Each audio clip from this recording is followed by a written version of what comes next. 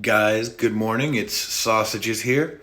I wanted to go over how to min max a new unit, and my recommendation is that if it's a limited unit, you really need to go all out. If it's a non-limited unit, then you've got more time because that unit will be available.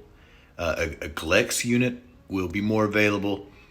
The Warrior of the Crystal units, they might go away for a month, maybe two, but they're all available.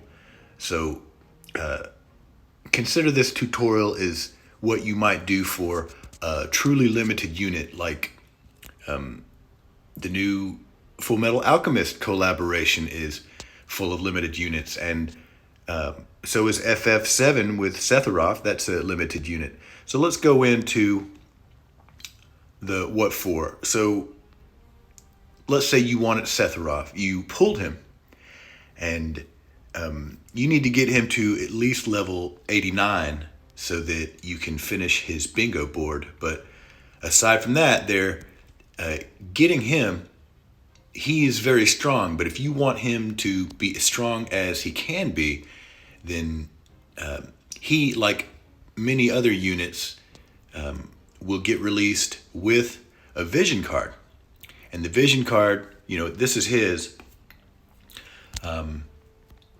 You need to max this before it's unavailable. And the way you do that, there are many ways. You need to get his or its shards from shops.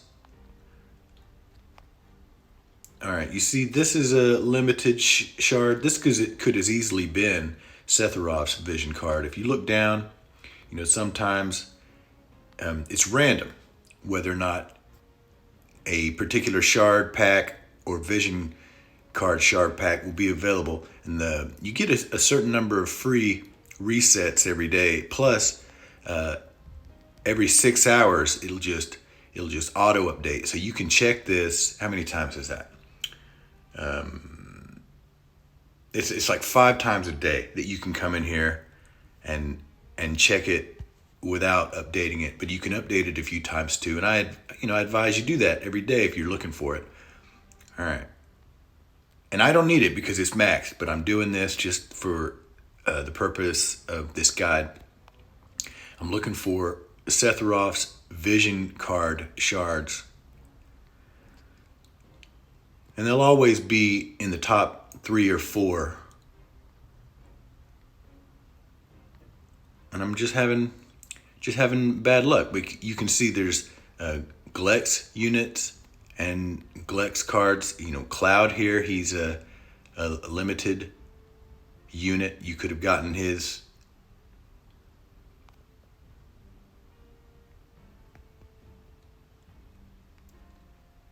All right, that was just bad luck if I were trying to get shards for Sephiroth's card. Where I would suggest you go first if you're looking for vision card shards is right to here, the Vision Soul Stars. And that VC is not available here because it's maxed, but if it wasn't maxed and you pulled it, now it's not going to show up in this unless you've pulled it. And the way to pull it, of course, is in the summon menu. But once you've pulled it, it'll be here, and then you can spend soul shards.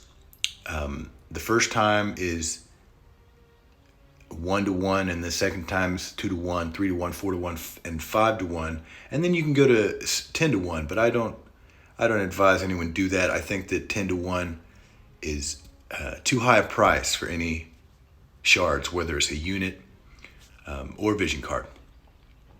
Okay, so you've got the unit to 89, and then you've got the vision card max. That's very important. And another thing that you need to do while the unit is available, so often they will have event quests that drop specialized equipment for the unit. And in Sephiroth's case, that is this sword. What's it called? Masima? Mesamuin? Anyway, And you need to get this, at least 64 recipes of that, whatever it is the limited gear type is for the unit, because if you miss it, you will regret it. There's always a different piece of gear that will replace what you missed. But so often, if you miss this unit's special equipment, you really are missing. And so consider that's three things. You want to get the unit, then the vision card, and then you want to get enough recipes for their equipment that you can craft them. And if you can't craft it right away, at least you have the recipes. Okay, as far as this one versus this one, the drop rates are not the same. On the first one, it's an easier one. You might not be able to access or you might not be able to complete that one because your account isn't strong enough. But this one, anybody can complete. And this one, it doesn't drop as many recipes as this one, but it does drop all the other things that you need to craft whatever the item is that you're after. And so you can dump, you'd have to spend a lot of NRG and dump a lot of skip tickets into this one if you wanted to go for the item on the first one, which I've done in the past, but it's not what I would suggest you do. If you can do this one, do this one. Also, once you've done these or gotten to the EX quest portion, you'll notice, this is the regular Sephiroth event quests. You complete all 10 of these, and then it unlocks the EX quests.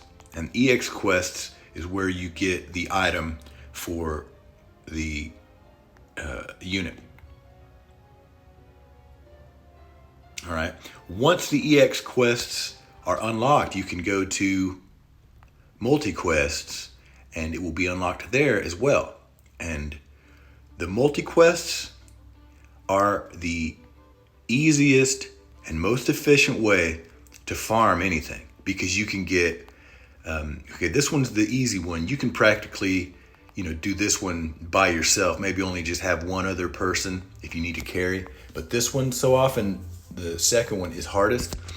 And I can do it with 2 Sephiroths because he's a real strong unit. But if you don't have a Sephiroth, then you might have to bring 4 units to the hard, the brutal difficulty multi-quest.